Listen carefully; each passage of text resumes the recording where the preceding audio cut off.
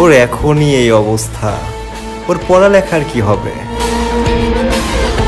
আমি আমার পড়া নিয়ে ভাবি না, লেখা নিয়েও ভাবি না।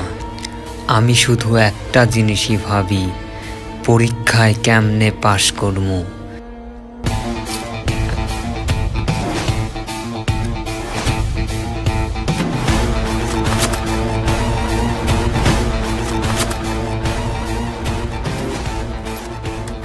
পরীক্ষায় পাশ না করলে আমি পুরা ইউনিভার্সিটি বরবাদ করে দিতে পারি।